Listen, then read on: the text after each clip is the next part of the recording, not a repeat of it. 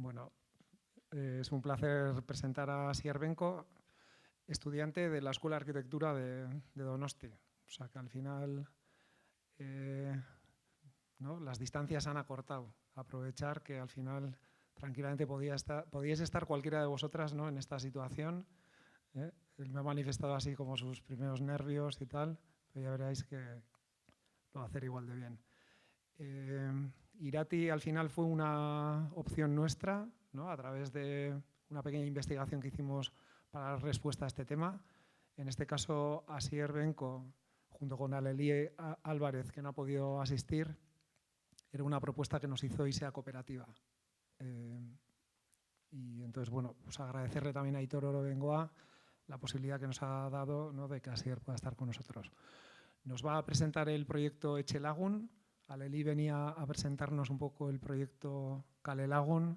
Bueno, pues que sea él un poco el que nos explique todo esto. No le quiero quitar más tiempo, eskerrik asko Asier etortzeagatik. Bueno, kaixo. No me voy a alargar mucho porque con el calor que hace y tampoco creo que tenga mucho sentido porque al final es una guía práctica para aplicarla y bueno, básicamente yo soy Asier Benko, como ha dicho, y soy estudiante de arquitectura y fueron unas prácticas que hice con la directora Ola Txirulegui, que es la que lleva un poco este proyecto y nada, al final yo estuve sobre todo dibujando los planos y planteando un poco las propuestas posibles. Fue bastante interesante como estudiante participar en el trabajo porque había gente de muchos grupos, de diferentes disciplinas y al final pues hablar con ingenieros, biólogos y fue un poco un compendio de disciplinas que fue bastante enriquecedor. Bueno, total. La guía tiene 7 puntos y sobre todo el objetivo es poner en el centro a las personas y específicamente a las mayores de 55 años. Que viven solas, se propone como un enfoque clave para el logro de este objetivo, ya que posibilita romper con un diseño que responde principalmente a mandatos técnicos y normativos. Y bueno, pienso que estaba bastante en relación con la Bienal de Arquitectura, porque al final se trata más de reconstruir y de repensar los espacios y no tanto de plantear nuevos desde cero. Bueno, esta guía se centra en enfocar el diseño arquitectónico respondiendo a aspectos perceptivos relacionados con la soledad y la autonomía, centrado en las personas y en las limitaciones intrínsecas de un modelo hegemónico de vivienda que da la espalda a las personas que las habitan y a su diversidad. Bueno, al final es una guía sencilla de lectura y aunque esté dirigida principalmente a las instituciones que lo han fomentado, es interesante también para todos nosotros como estudiantes y futuros diseñadores, pues es muy práctico y el lenguaje también es sencillo. Al final, yo me voy a enfocar sobre todo en esos 2 puntos del quinto y el sexto. Y estos serían las fichas técnicas que elaboramos. La guía recoge 15 indicadores que se ordenan en 4 grandes grupos y dentro de esos indicadores habría otras pautas que serían más de 80. Al final es sobre todo como la idea es la de hacer una especie de catálogo de todas estas propuestas y pensamientos que podemos llegar a tener en la cabeza y ponerlo todo sobre el papel y hacer una larga lista de cosas a tener en cuenta para mejorar la calidad de vida y alargar un poco el envejecimiento autónomo. Bueno, entonces lo primero, pues bueno, era este punto que era el de los aspectos arquitectónicos y espaciales, que serían la adaptabilidad, los usos cotidianos, la usabilidad, las dimensiones óptimas y los espacios exteriores. Bueno, por ejemplo, entre estos, los más interesantes me han parecido el de comunicación espacial y visual entre cocina y sala principal, que es una cosa pues, que ya hoy en día yo creo que está más que aceptada, ¿no? Y luego la de disponer, por ejemplo, en otras cosas ya más técnicas, pues el plato de ducha que esté enrasado con el pavimento para evitar accidentes y todo esto. y priorizar las barandillas de los barrotes como método de cuidado pasivo, ¿no? Porque si quizás, por ejemplo, la barandilla pues, es una cosa muy cerrada, desde fuera, desde la calle, pues puede ser difícil ver si esa persona sigue haciendo su vida normal, o puede ser una forma como de, sin llegar a ser muy intrusivo en su vida, pues saber si esa persona sigue bien o no. Y luego estarían los parámetros ambientales y de confort, y aquí pues otra larga lista de aspectos.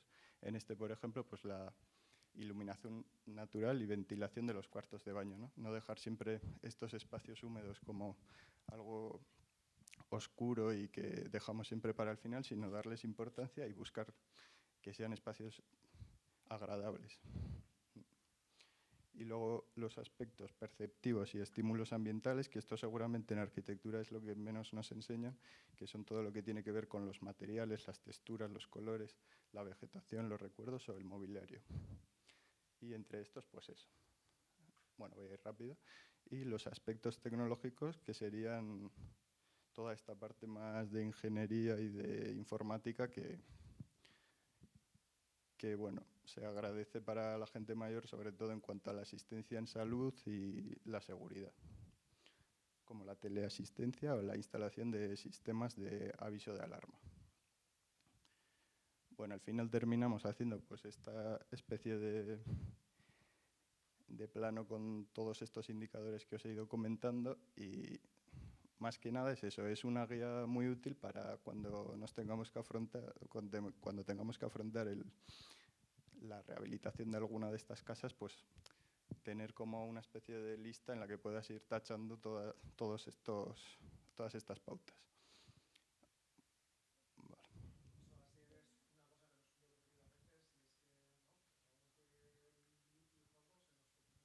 Ah, ¿a qué sale? Ah, yo he ido pasando. ¿No se ha visto nada? Ahora, por ejemplo, a veces, claro, como es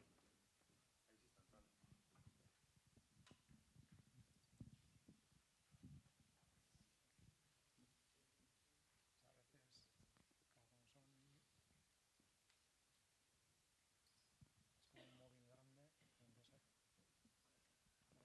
se conectan las presentaciones. ¿Y en cuál se había quedado? ¿En cuál se había quedado? No, es justo cuando te he parado, ¿eh? Si Ah, estabas ahí. está así.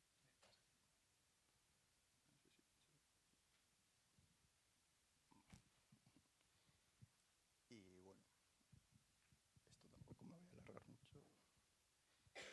Y luego al final terminamos analizando otros dos casos prácticos, que este sería el en un entorno urbano, el de una casa en un entorno urbano, que es una casa pues muy estándar, de estas de Amenábar, de blanco y negro, todas iguales. Entonces pues planteábamos un poco como hacer esta casa o esta tipología de vivienda un poco más humana, y siempre con la idea esa de la soledad, de cómo intentar mitigarla, etcétera. Y bueno, como ideas principales eran la de la habitación secundaria, en convertirla en una especie de espacio polivalente donde la gente pueda tener pues espacio para el deporte o para otro tipo de hobbies. Y también, por ejemplo, en este caso era importante el espacio de entrada o hall, pues la señora que vivía en esta casa tenía mucha interacción con sus vecinos, y entonces era un espacio que, sin llegar a ser muy íntimo, podía ser interesante para que se den ese tipo de encuentros con los vecinos. Y bueno, luego esta última casa, que sería en el casco histórico, que ya era un poco más difícil para hacerla accesible porque por normativa y tal no se podía poner ningún tipo de ascensor en la fachada, ni el hueco de escalera daba como para añadir ningún tipo de, no sé, de plataforma elevadora o lo que sea.